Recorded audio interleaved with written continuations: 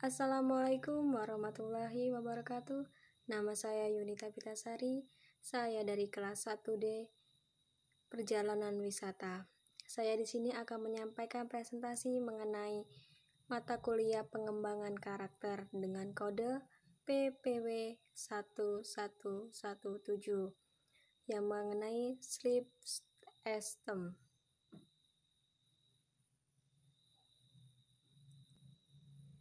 Pengertian sleep esteem ini sendiri merupakan kumpulan dari kepercayaan atau perasaan tentang diri kita atau persepsi kita terhadap diri sendiri, seperti motivasi, sikap, perilaku, dan penyesuaian emosi yang mempengaruhi perilaku kita.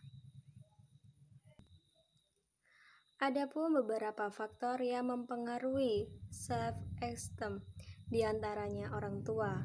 Orang tua merupakan sumber utama dalam pembentukan perilaku pada anak-anak, seperti dalam berperilaku baik, sopan santun, bertutur kata yang baik.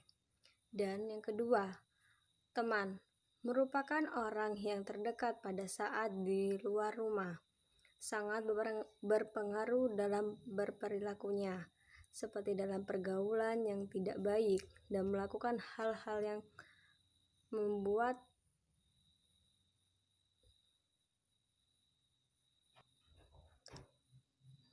kerusuhan di dalam masyarakat. Yang ketiga, pencapaian prestasi, hasil yang didapat dan memadai salah satu faktor bagi pengembangan self-esteem pada diri kita, seperti pencapaian prestasi dalam sekolah, dalam kegiatan ekskul ataupun kegiatan-kegiatan lainnya. Dan yang keempat, diri sendiri merupakan sumber utama dalam perkembangan sleep esteem pada diri sendiri dalam melakukan perilaku ataupun perbuatan.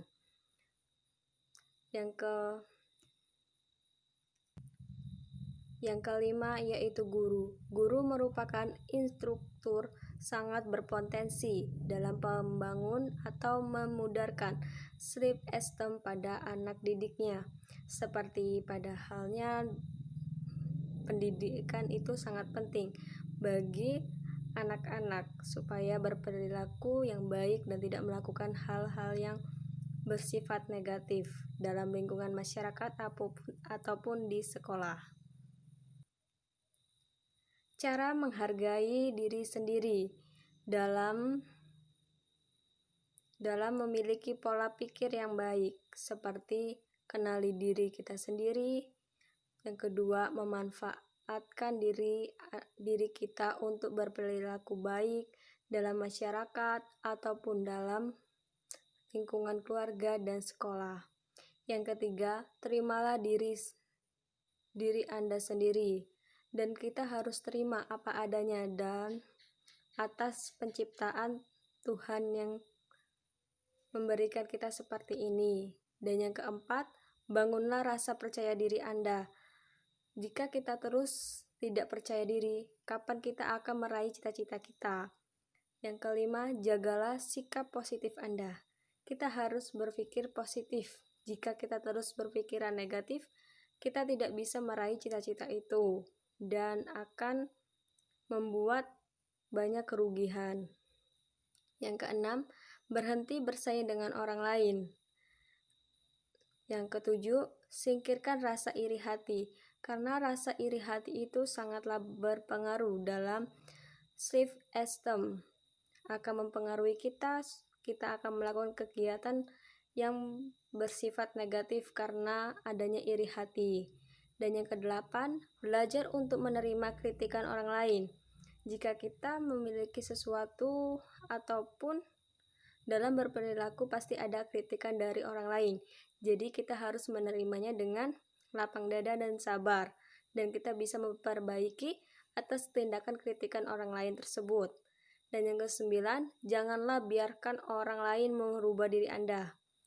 Kita boleh bergabung dan berperilaku kepada teman kita, tetapi kita tidak boleh mengikuti perilaku-perilaku yang buruk. semestinya jika perilakunya positif, kita bisa mengikutinya dan kita juga bisa merubahnya. Dan yang ke-10, percaya diri dalam mengambil keputusan. Setiap manusia pasti dalam mengambil keputusan itu harus diyakini dalam hatinya, dan dia juga bisa menerima atas keputusan itu jika mengambil keputusan yang salah. Adapun melakukan tindakan menghargai diri sendiri. Yang pertama, perbaiki diri sendiri. Jika kita melakukan kesalahan yang disengaja ataupun tidak, kita harus memperbaikinya dengan cara hibur forming. Kita harus merubah perilaku kita yang negatif menjadi perilaku yang positif dan banyak manfaat bagi orang lain. Dan yang kedua, tanamkan aspek untuk perbaikan. Jika kita ingin berubah, kita harus memiliki aspek untuk berubah supaya kita bisa maju dan bisa meraih cita-cita kita.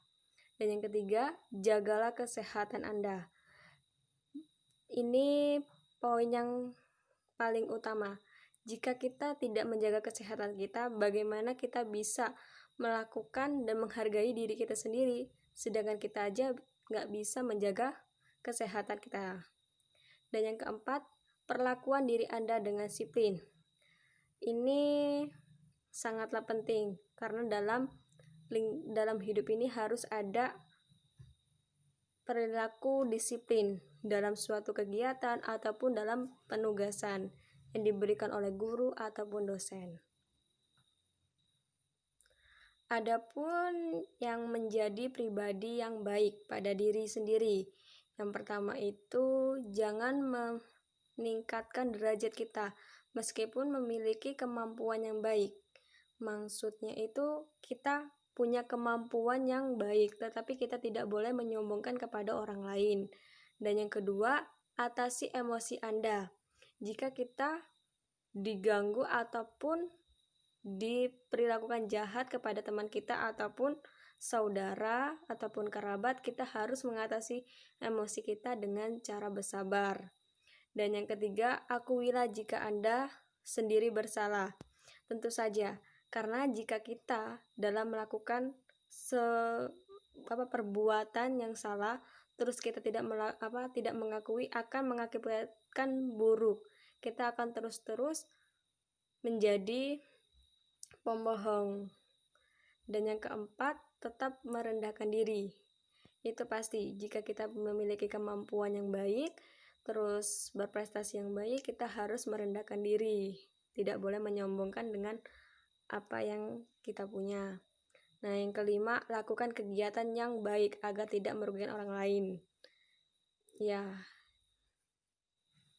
sekian presentasi dari saya.